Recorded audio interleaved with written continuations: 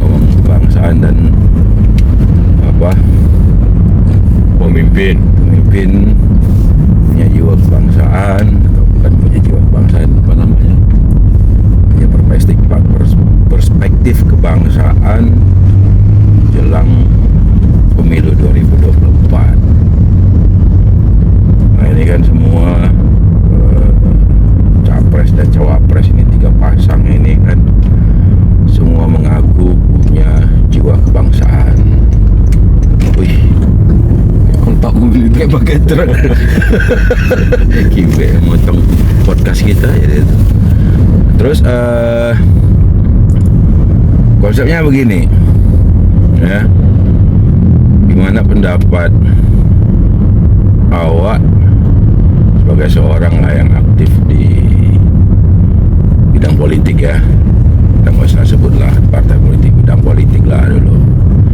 Nah ini kan ada 3 pasang calon ya, terus terang kita ya, saya ya, tidak mendukung yang 2 ya, saya hanya mendukung Ganjar dan Mahfud.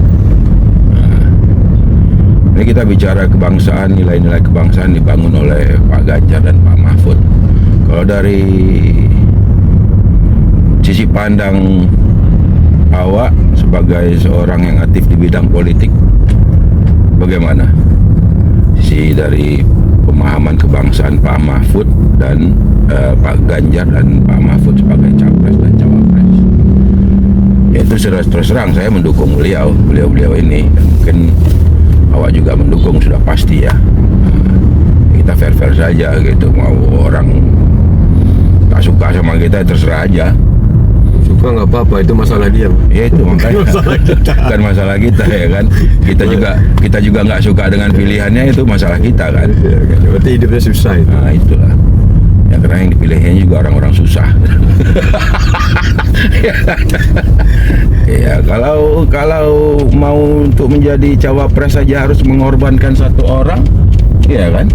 Ya itu urusan dia. Iyalah, artinya kan hidupnya susah gitu. Nah kayak gitu sisi kebangsaannya itu bagaimana apabila dibanding dengan sisi kebangsaan sudah dibangun Pak Mahfud selama ini dan Pak Ganjar selama ini, dari mulai beliau masih anggota DPR RI, beliau ini juga kan mantan anggota DPR RI. Gimana menurut awak? Ya, kebangsaan itu kan sederhana sebenarnya. Negara ini kan memang di Tuhan kali udah kasih ya, kasih bentuk negara ini, Indonesia ini kan dari awalnya memang beragam kan. Makanya dulu kan para pendiri bangsa kan Bung Karno, Bung Hatta, Syahrir, segala macam itu kan bicara yang kita bangun ini adalah negara bangsa gitu Ya, bukan negara untuk satu agama, untuk satu suku, ya kan. Nah artinya kalau melihat track record 3 pasang calon ini, ya Ganjar bukan cuma berbicara tentang kebangsaan, dia mengimplementasikan gitu. Ya banyak ini kan ya, terutama kan di negeri ini kan yang selalu bermasalah itu kan agama ya, terutama rumah ibadah, agama dan satu juga suku. ya suku itu biasanya di daerah Kalimantan segala macam itu kan bentrok fisik ya, Dan beberapa tetapi kan yang sangat menekan sekali yang hari-hari dihadapi itu kan soal agama. Ya di Undang-Undang Dasar kebebasan semua rakyat bangsa ini menjalankan kepercayaannya. Ya. Tetapi kan di banyak tempat nggak bisa. Ya. Nah di waktu Ganjar itu di Jawa Tengah, dia sangat bisa itu membuat teman-teman saudara yang lain ya beribadah dengan bebas gitu. Ya. Nah, ada beberapa misalnya kendala pembangunan gereja, beribadah yang lain ya, beragama lain itu bisa diselesaikan dia dengan baik gitu. Nah, artinya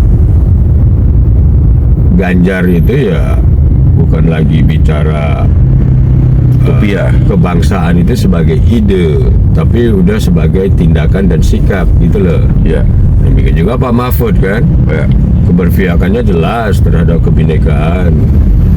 Ya track record Pak Mahfud ya dari mulai jadi dosen di Jogja ya, kemudian jadi DPR, dari Menteri Pertahanan, terakhir Ketua MK, Kemenkopolhukam. Polhukam, Menko Polhukam, itu jelas dia keberpihakannya terhadap nilai dasar kebangsaan ini. Nah kalau yang lain saya lihat sih belum ada mungkin tindakannya, atau memang saya nggak tahu ya. Kalau bicara aja kan gampang. Ya, di atas kertas ya. Ya, negeri ini kan banyak tukang bicara. Iya kan? Ngomong aja mah. Kalau kata itu anakku juga pandai ngomong. Iya, Anak yang kecil tuh jago ngomong itu. Iya, kata Kalau orang. bahasa apa aja bisa dia. Politik internasional pun tahu dia. Perang Israel Palestina pun tahu dia. Dan kuat analisanya. Tapi yang dibutuhkan sekarang itu kan bangsa ini kalau mau menuju Indonesia emas itu, yang kata Pak Jokowi 2045 ya. Ya sekarang itu harus adanya satunya perkataan dan perbuatan. Dan sekarang saatnya nih 2024 rakyat menguji itu gitu. Kalau ngomong-ngomong aja mah Ya, kalau pasar banyak Pak. Iya. Kalau sekedar cuma omong kita akan begini, kita akan begitu, tapi belum pernah mempraktekannya ataupun mempraktekannya secara abu-abu ya. Artinya kan begitu sisi-sisi kebangsaannya dari 3 pasang calon ini ya, saya juga masih mempertanyakan itu ya kan, dari 2 pasang calon.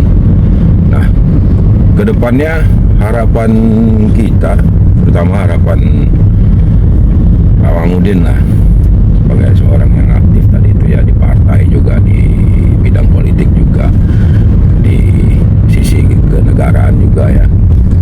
Harapan kedepannya 2024, seandainya Pak Ganjar sebagai capres dan Pak Mahfud sebagai cawapres akhirnya memenangkan kontestasi pemilu ini gitu. Harapannya dari sisi kebangsaan, kita terlepas dari politik hukum dulu ya, sisi kebangsaannya itu harapannya ke depannya itu bagaimana? Ya kan sederhana sebenarnya, dimanapun ya namanya anak bangsa itu Ya, pasti siapapun agama, suku, latar belakang politik, afiliasi politik itu pasti sama sebagai manusia ya. ya, Itu kan pasti pengen rasa keadilannya tegak, ya kan? betul. Kemanusiaannya, ya kan? Terus kasih sayang, Mbak. Ya, Gitu. Karena itu 3 nilai itu Tuhan kasih ada dalam setiap diri manusia. Saya tidak tahu kalau orang tidak punya rasa keadilan, orang tidak punya rasa kasih sayang, nggak punya rasa kemanusiaan, orang moralnya. dia bukan diciptakan Tuhan. Ya, Ya kan, dia diciptakan oleh aplikasi kali. Iya kan? Iya. Iya dong. Iya. Siapapun Tuhanmu. Atau mungkin Yang ciptakan AI kali dia. bisa juga kan? Sekarang ini kan, artificial intelligence. Jadi kita nggak tahu kan. Selama dia ciptaan Tuhan, pasti punya 3 nilai dasar itu. Nah dari situ sebenarnya bagaimana memenuhi 3 nilai dasar itu sebagai pemimpin ya. Sebagai presiden misalnya nanti insya Allah Pak Ganjar dan Pak Mahfud sebagai wapresnya. Nah tentu dia harus memilih orang-orang yang komit terhadap 3 nilai ini sebenarnya gitu loh. Iya. Nah sehingga nanti Di kabinetnya nanti ya. iya maksudnya. kabinetnya, semua tim kerjanya dan ini Iya. harus ke sana. Tidak hanya sekedar ini titipan-titipan partai begitu ya. Ya, jadi memang orang yang punya nilai itu dulu. Orang repot Pak, kalau orang nggak punya nilai itu kan itu tadi. Iya. Iya kan, nggak ngomong aja. Padahal di depan mata dia banyak orang misal lapar gitu. Di depan mata dia lihat sendiri anak-anak putus sekolah. Iya kan. Di depan mata dia sendiri orang benar kemudian disalahkan, ya kan? Ya. Banyak itu kan setiap hari kita lihat di negeri ini kan. Ya. Nah, kalau itu masih berlaku, siapapun pemimpinnya, ya siap-siap aja kebangsaan ini nanti bangsa Indonesia ini bubar. Mungkin kita sama Sumatera atau sama yang lain nanti ya Pakai paspor. pakai paspor, Pak. Ya kan? Bagus juga kan? Jadi Iya. sama banyak kawan kita di luar negeri. Pulang kampung stempel dulu kan. Itu kan repot. Balik kemana ini capak udah banyak kan gitu. Nah 3 nilai itu yang penting mah. Ya kan nanti turunannya banyak. Oh kesejahteraan, ya kan? Ya. Segala macam. Pengangguran. Ya itu mah kan turun. Itu tidak akan tercapai kalau 3 nilai itu tidak melekat di diri orang itu, dan dia tidak ada keinginan untuk melaksanakan tiga nilai itu gitu. Iya. Ini yang paling penting benar itu Pak di Indonesia itu. Pasti orang ini. Berak kali dia. Udah motong dari Gerindra. Iya lah, pengen berak kan. Ya, jadi memang ya tidak apa namanya, ya mudah-mudahan ya kita sebagai pendukung Ganjar dan Mahfud ya, capres dan cawapres, ya mudah-mudahan nanti konsentrasi nanti ya, mereka berdua ini bisa terpilih menangkan konsentrasi, apakah 1 putaran 2 putaran ya, sehingga nanti pun para kabinet yang dipilih itu dengan harapan tidak hanya asal titip ya, tapi Ya. memiliki nilai-nilai yang seperti Pak Mahmudin tadi sampaikan. Karena itu nilai dasar Pak. Ya, Membangun bangsa kan nggak mungkin Pak dulu ya, kita yang berbeda suku, berbeda agama, latar belakang ya, terus bisa bersatu, mengikrarkan diri bersatu dalam yang namanya Indonesia kan. ya, Kalau tidak ada rasa itu, ya bagaimana misalnya dulu, misalnya ya kan kita harus lihat secara demografi ya. ya, Mayoritas orang Indonesia itu kan Muslim, ya, iya kan? ya. Otomatis saja kan, pejuang-pejuang itu dulu mayoritas orang Sudah Muslim pasti. kan? Kiai Iya. segala macam itu kan. Itu Kalau sudah dia mau pasti. ego Pak, Iya. kalau dia tidak punya rasa keadilan dan kasih sayang, dibikin aja nih negara Islam ah. Ya, seperti, Iya kan? seperti banyak diinginkan beberapa Iya kan? orang lah ya. Tapi kan nggak begitu dicontohkan oleh pendiri bangsa waktu itu kan, baik kiai itu ya kan, Buya mungkin ya, Ya, macam ya, ustadz-ustadz itu ya sudah, ini negara bangsa gitu. Nah, berlaku adil lah gitu loh. Itu aja sebenarnya, dan itu contoh yang baik kan, tinggal dilaksanakan ya dalam konteks sekarang aja.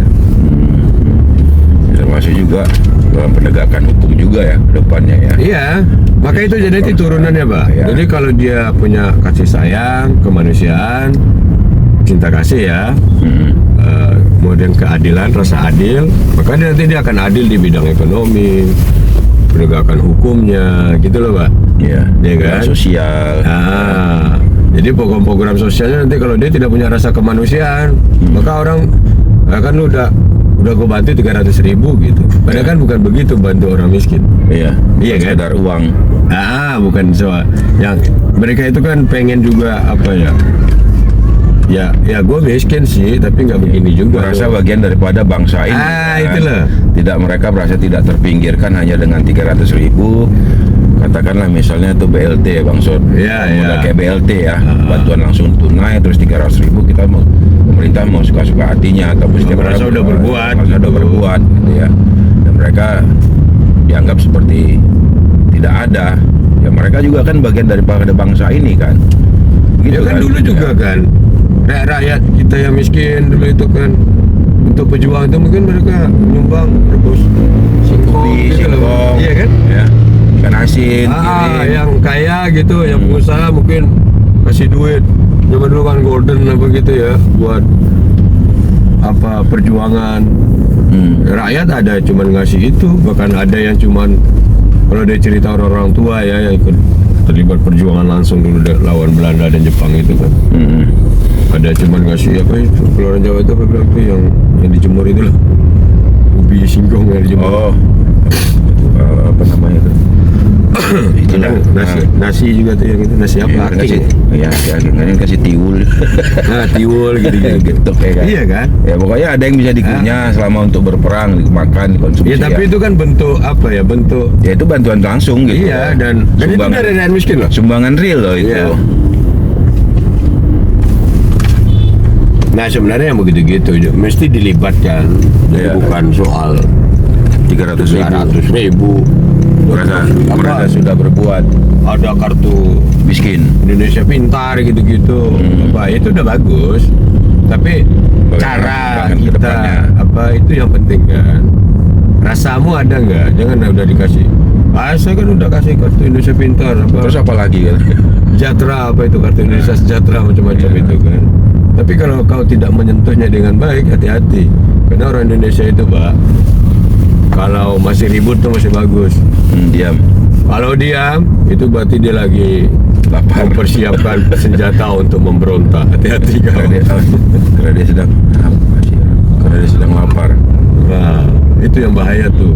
Jadi kalau orang Indonesia ini masih berdebat kayak sekarang nih, ini itu ya, berarti bangsa ini masih normal, Pak. Tapi kalau semua udah diam, tunggu aja kau. Ya. Oke, jadi sisi kebangsaan memang tidak boleh terlepas dari setiap pasangan tiga calon ini ya. Iya, bukan cuma mereka sebenarnya, kita juga. Ya, juga Pada 3 levelan masing-masing. Dalam konteks kita warga negara kan.